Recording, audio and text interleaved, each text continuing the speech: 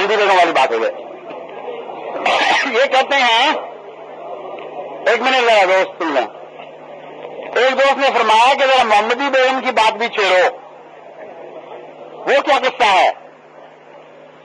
بعض لوگوں کو, یہ ان کو میں نہیں کہہ رہا, لیکن بعض علماء نے بعد میں چھوٹی اور گھٹیا باتیں کر کر کے مسلمانوں کے ذہن کو اس شان سے گرا دیا ہے جو محمد مصطفیٰ کی امت کے ذہنوں کی شان ہونا چاہیے, اور اس شان میں ان کو مبتلا کر دیا ہے جو رسول اللہ صلی اللہ علیہ وسلم کے دشمنوں کی شان تھی.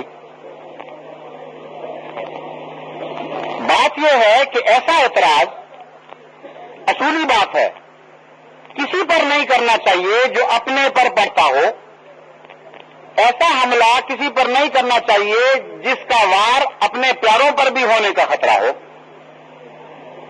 وہ پیارا نہیں ہوتا, دشمن ہوتا ہے جو کسی دشمن کو مارنے کے لیے اپنے پیارے کو مار دیتا ہے. دنیا میں اصول ہے, جاہل سے جاہل بھی جانتا ہے کہ اگر کوئی چور کسی کا بچہ لے کے بھاگ رہا ہو تو چور کو جان چھوڑ دے گا, بچے کو نہیں چھوڑ دے گا, لیکن گولی نہیں چلائے گا کہیں بچے کو نہ لگے. پیار اور محبت کا یہ تقاضا ہوتا ہے. وہ اعتراض جو دشمن نے حضرت محمد مصطفیٰ صلی اللہ علیہ وسلم پر کیا ہوا ہے, وہی اعتراض جس کو سارا عالم اسلام رد کر رہا ہے, اس کو اگر مرزا صاحب پر ویسے اعتراض کو کریں گے تو دشمن کہلائیں گے, دوست نہیں کہلائیں گے محمد مصطفیٰ کا.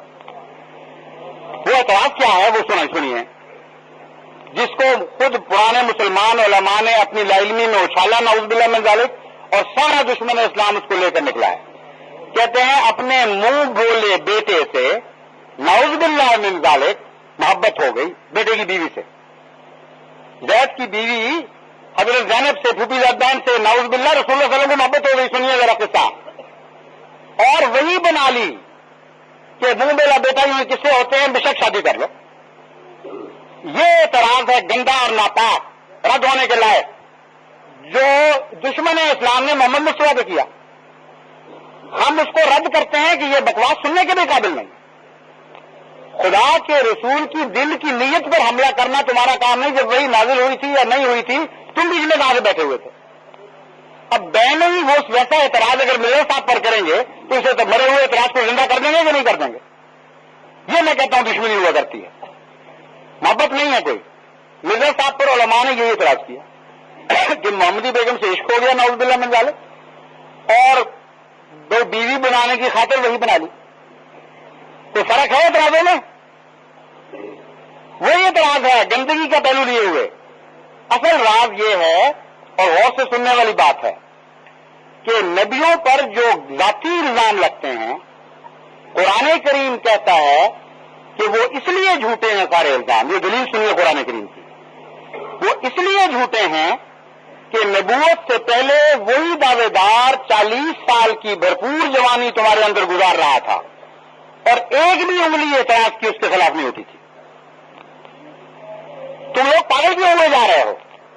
جس شخص کی 40 سالہ معصوم جوانی کی زندگی تمہارے سامنے تھی اور بچپن تمہارے سامنے تھا, جب اس نے دعویٰ کیا تو زیادہ احتیاط کرنا چاہیے اس کو گناہ چھپانے میں, نہ کہ بے حیا ہو چکا ہو. اس کے بعد تم اس پر گندے اعتراض لگانے کا کیا حق رکھتے ہو؟ چنانچہ خدا تعالیٰ قرآن کریم میں اس اصول کو بیان کرتے فرماتا ہے, محمد اعلان کر دے کہ دعوے کے بعد کے اعتراضات کا کوئی جواب دینے کا میں حقدار نہیں. فَلَقَدْ لَبِثْتُ فِيكُمْ عُمُرًا مِّن قَبْلِهِ أَفَلَا تَعْقِلُونَ. اے جاہلو, آج جو حملے کر رہے ہو مجھ پہ, 40 سال تمہارے اندر رہا ہوں, اس وقت عقلیں ماری گئی تھی تمہاری کہ میں تمہیں پاک نظر آ رہا تھا. آج جو گندا نظر آنے لگا ہوں تو تمہاری ماضی کی آنکھ تمہارے مستقبل کی آنکھ کو جھٹلا رہی ہے, اور ہرگز مستقبل کا الزام قابل قبول نہیں ہوگا. باقی جواب ہی نہیں پھر دیتا قرآن کریم. اس ایک جواب کے تابع ہر الزام کو رد کر دیا. تو ہم کہتے ہیں کہ اگر مرزا صاحب پر ذاتی الزام لگانے ہیں تو دعوے سے پہلے کا دشمن سے دشمن آدمی کا ایک اعتراض نکال کے دکھا. وہی شخص اتنا طاق باز ہے کہ مخالف علماء جو بعد میں شدید مخالف ہوئے, صاحب کشف و الہام کہہ رہے تھے. وہی علماء لکھ رہے تھے کہ جب سے رسول اکرم تشریف لائے ہیں 1300 سال میں اسلام کے لیے ایسا جہاد کرنے والا ایک بھی شخص پیدا نہیں ہوا. مولوی محمد حسین بٹالوی لکھتے ہیں اس کو کوئی ایشیائی مبالغہ نہ سمجھے، اگر ہوا ہو تو ایک نظیر لا کے دکھا دے مرزا قادیانی کے مقابلے پر کہ جو رسول اللہ صلی اللہ علیہ وسلم کے بعد اس شان سے اسلام کے لیے لڑا ہو۔ تو کل تک جو زبانیں یہ کہہ رہی تھیں آج گندے الزام لگا رہے ہیں، الہام بنا لیا۔ تو الہام بنا لیا، تم بیچ میں خدا نے تمہیں انسپیکٹر بنایا ہوا تھا، بیچ میں تم سے پاس کروا کے الہام بھیجنا تھا۔ اس لیے اصل وہی بات ہے کہ آپ کو حضرت مرزا صاحب پر حملہ کرنے سے پہلے یہ احتیاط کرنی چاہیے کہ اس سے نعوذ باللہ من ذالک اس دشمن کی زبان کو تقویت تو نہیں ملتی جو محمد مصطفیٰ کے خلاف چل رہی ہے۔ اگر ملتی ہے تو چھوڑ دیں اس اعتراض کو، کیونکہ آپ ظالم بن جائیں گے اس اعتراض کی حمایت کرنے میں۔ میں آپ کو ایک مثال دے کر اس بات کو ختم کرتا ہوں کہ ایک دفعہ دو عورتوں کے درمیان جھگڑا چل پڑا، ایک بچہ تھا اور دو مائیں بن گئی تھی۔